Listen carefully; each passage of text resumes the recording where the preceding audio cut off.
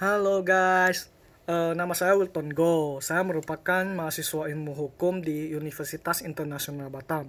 Hari ini saya akan menjelaskan tahapan proses perkara ya, di khususnya pengadilan agama di Kota Batam.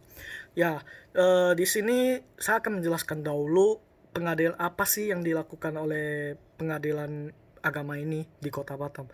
Di Indonesia ada banyak hukum ya, banyak aturan seperti hukum adat, hukum perdata, hukum pidana, hukum tata usaha negara, hukum Islam. Jadi di sini tugasnya pengadilan agama itu adalah memeriksa kasus-kasus yang berkaitan dengan hukum Islam. Karena di sini kami juga berlaku namanya hukum Islam ya.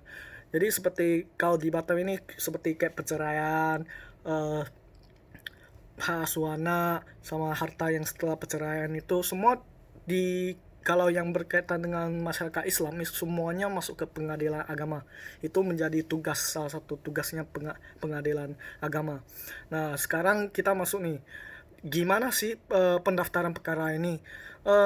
Pertama-tama pihak yang berperkara datang dulu ke pengadilan agama, temui petugas pengadilan agamanya dengan membawa surat gugatan dan permohonan.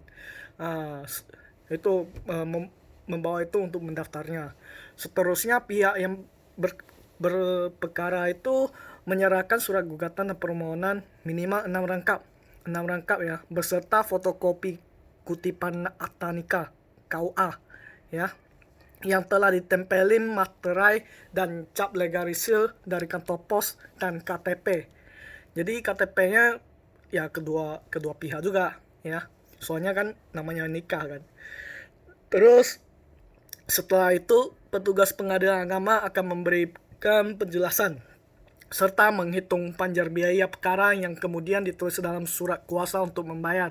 Jadi di sini setelah semua udah lengkap terus diantar dikasih ke petugas, terus yang mengajukan itu harus membayar biaya perkara dulu. Nah, nanti kalau udah bayar baru bisa kita lakukan di proses dalam persidangan. Ya, pembayaran kayak gimana? Ya, bawa yang surat yang udah dikasih, surat kuasa untuk membayar SKUM itu ke ke ke bank yang dirujuk itu, terus melakukan pembayaran sesuai nominal yang tertera di sana di SKUM-nya. Setelah membayar, bawa lagi kembali ke petugas pengadilan agama dan petugas pengadilan agama akan memberikan nomor urut perkara sebagai bukti pendaftaran perkara. Jadi udah ada nomor urutnya, tinggal tunggu nih panggilannya dari pengadilan untuk sidang.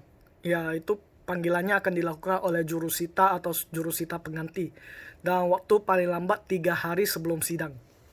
Ya, setelah masuk sidang, nah ini ada tahap nih. Tahapnya ada upaya perdamaian, pembacaan surat gugatan, penggugat, jawaban tergugat, replik penggugat, duplik tergugat, pembuktian, kesimpulan para pihak, musyawarah majelis hakim, putusan hakim. Ya, saya akan menjelaskan satu persatu. Di sini pertama ada upaya perdamaian ya. Itu boleh dikata dengan mediasi. Jadi di sininya harus ada menempuh sebuah mediasi dulu.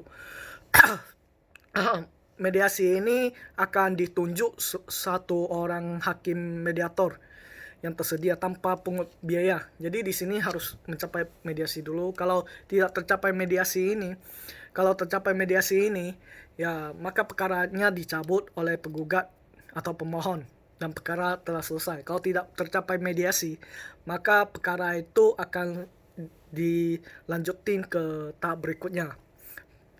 Terus tahap berikutnya yaitu pembacaan surat gugatan penggugat.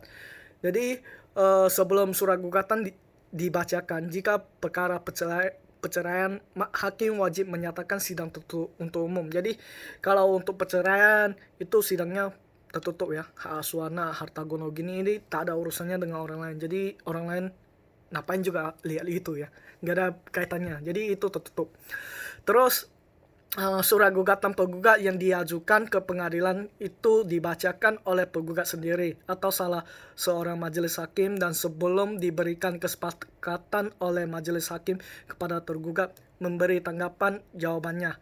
Jadi di sini hakim akan bertanya nih, penggugat dia ada haknya untuk mengubah atau mencabut atau mempertahankan isi surat gugatan tersebut.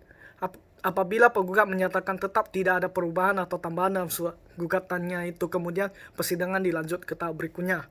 Kalau ada, ya kita ajuin lagi. Ajuin lagi surat gugatannya baru. Terus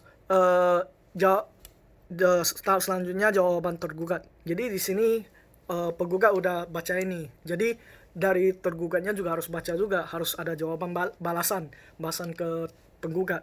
Ya di sini tergugatnya memberikan kesempatan mengajukan jawabannya.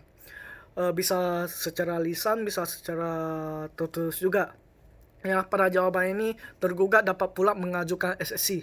Jadi bisa ada SSC, juga ada rekompensi. Jadi rekompensi ini ada gugatan balik ya. Jadi dia bisa juga gugat balik. Tapi gugat balik ini tanpa biaya.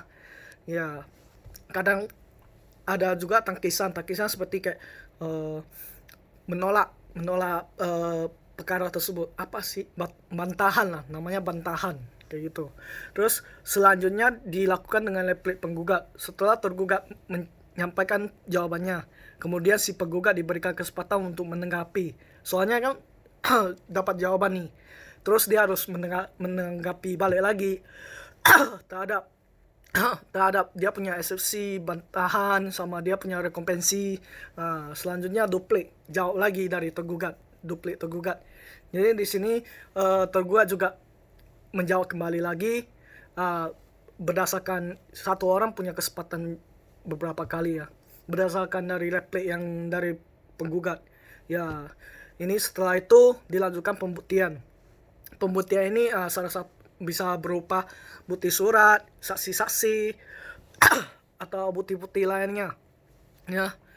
Terus setelah pembuktian ada kesimpulan para pihak. Jadi tiap pihak membaca kesimpulan dari seluruh proses persidangan di atasnya yang saya sebutkan dahulu.